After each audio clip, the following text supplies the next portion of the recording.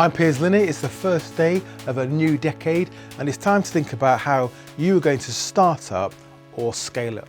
If my channel already sounds like it's for you, then please like this video and subscribe. In 2020, there's going to be a lot more videos like this one.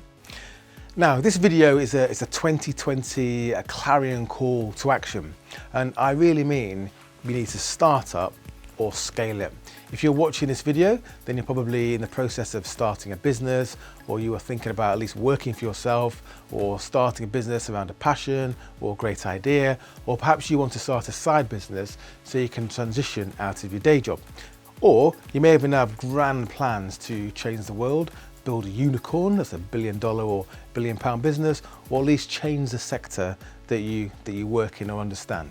In this video, I'm going to explain why starting a business or scaling up your existing business is increasingly not optional. Many of you are going to have to look at starting a business or operating as at least a sole trader, as the employment model on which we rely, on which we're used to, is eroded and eventually it's going to be shattered. If you're already in business, then a no growth plan is a bad plan, as markets, consumers and technology begin to change more rapidly. The disruptors are fighting disruption, and in many cases they buy the competition or at least copy them and write their own code. In this video, I'm going to go through and explain why you should seriously consider starting up or scaling up the business you already have. Of course, I will provide some tips and some links on how to go about it. So let's get into it.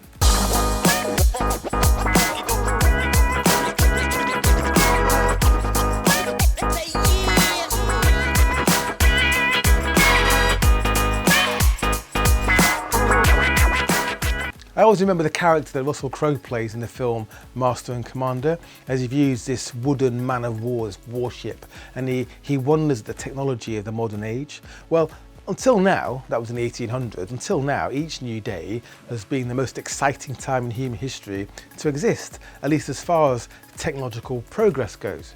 However, we get to experience a period of time that will see fundamental and permanent change, at least in the pace of technological change, like no other. Within our lifetimes, we will experience the development of technology and software as it transitions from this sort of linear path that humans can comprehend to something which will change exponentially. And that will result in futures that we're basically incapable of forecasting or even comprehending. Progress that has previously taken generations of experimentation and study and learning to achieve may happen in days, hours, minutes, and eventually seconds. The technology you left to get some sleep will have evolved into something else and in ways that you could not have thought of by the time you wake up. Now, this may sound like futurology, so hang in there, but it is happening all around us, and you and your business need to be prepared. Let's start with why you should start up. Whether you're in the UK or the US, around 75% of all businesses have no employees. They are sole traders, and this is the fastest growing group. Think of freelancers, consultants and contractors. Think of you in 5 years perhaps. In the UK, 99% of businesses are small businesses with less than 50 employees.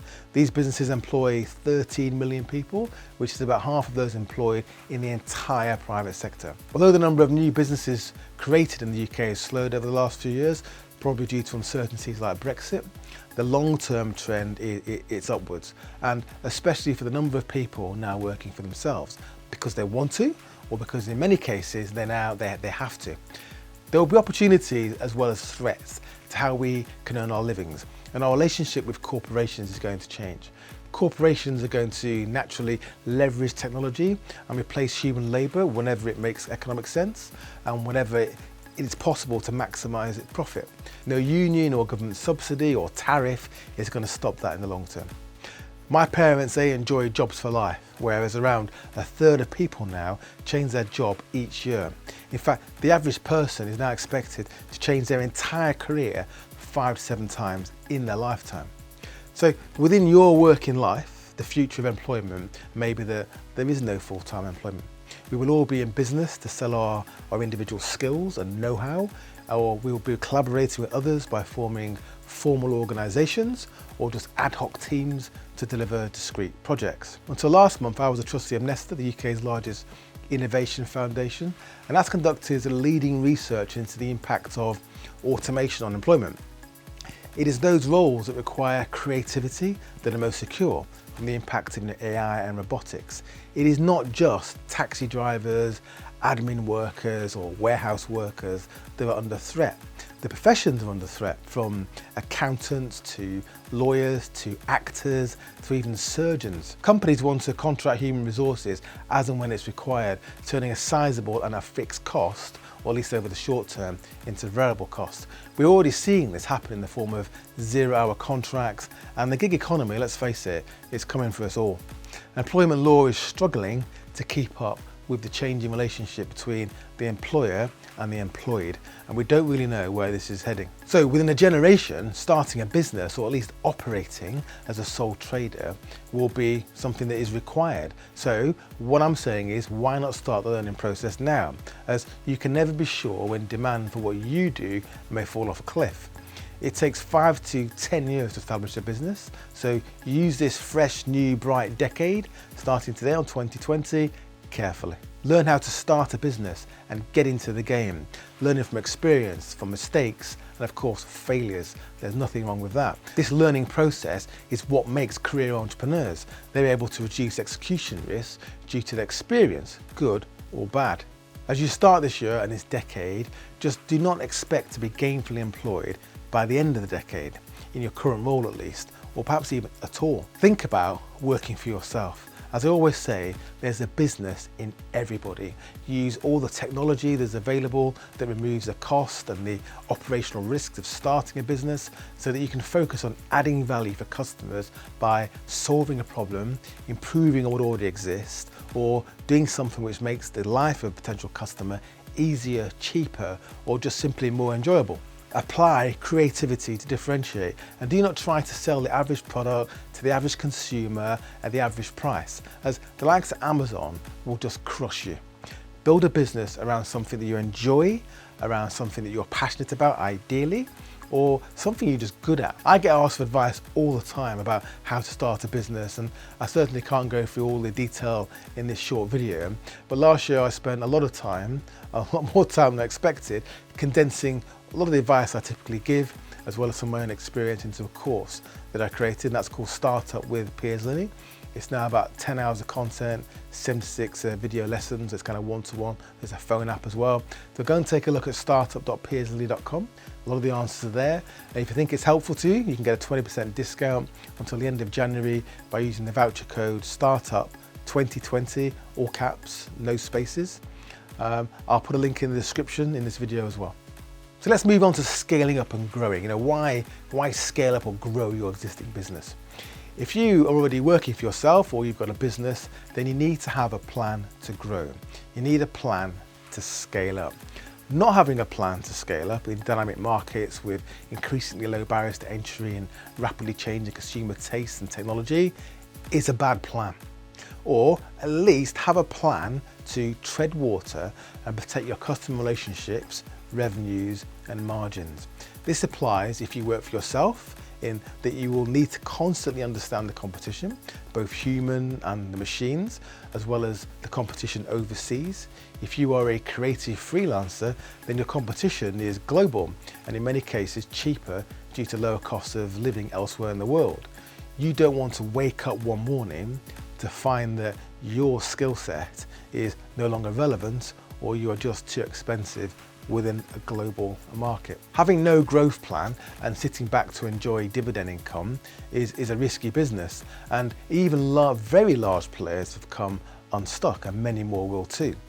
Companies that have made profits in the past, they've been acquired with debt that the business clearly needs to repay or service over time, but when they face competition, such as, for example, online retailers, the fashion industry in the UK is a great example, and they then face flat or declining revenues, and they've still got cash flow pressure that's growing because they've got less revenue, less profit, but they've still got to pay the same amount of debt, they don't invest in the business or the customer experience. So they lose market share, and they are soon locked into a death spiral of declining revenue and declining investment that will only result in their demise. For example, the high street is still going to continue to suffer, as the impact of online retail has a a long way to go. I mean, it's amazing that still less than 10% of retail sales happens online. Scaling up any business involves risk, but the risk can be managed to some degree through planning, preparation, and ensuring access to the right finance and talent. Success creates value for you, your shareholders, your customers, and the economy at large. Scale-ups, that they move the dial in terms of GDP, jobs, and wealth creation, even if startups attract the attention of the media. The importance of scale-ups is now recognised, and you and your business can secure support from a growing number of sources. For example, the Scaleup Institute in the UK, it's a UK-based organisation that conducts research on the UK's scale-up scene to ensure that scale-ups are properly supported, including through the development of effective government policy. From the 5.7 million businesses in the UK that exist, there's only about 36,000 visible scale-ups. These are businesses that are growing revenue or the number of employees by 20% a year, for which the data is available. That's what makes them visible. Of the 36,000 businesses in the UK that are scaling, 30,000 are scaling their turnover and 13,100 are scaling their workforce. Only about 7,500 are scaling both. In the not too distant future then, the development of AI and robotics may result in growth, with employment falling as automation increases productivity. The number of scale-ups has increased by 3.7% since 2016 in the UK, although as with startups as well, there's a decline compared to the, I think it's 9.3% growth annualized rate between 2013 and 2016. On a macro level, the key issues facing scale-ups relate to talent and skills, access to finance, access to markets, infrastructure, and leadership as well. I'll place a link to the 2019 Scaleup Institute Scaleup Review below. On a micro level, I put together a playlist of 5 videos that I made that sets out the 5 key growth factors you need to consider to maximize the growth potential of your business whilst minimizing the risk. They go into some detail about planning, people, operations, and financing as well. The world and the business environment that I used to analyse as a young investment banker based on linear growth and change that related in many ways to the near past, it's about to change forever. And when that ship leaves the harbour, you need to make sure you're on it. It doesn't matter who you are or what you do, you should seriously consider starting a business in the next few years. And if you have an established business, then you should definitely start planning to grow that business and compete, or at least maintain market share. As I've said earlier, having no plan is a bad plan. Let me know what you think in the comments, and Happy New Year.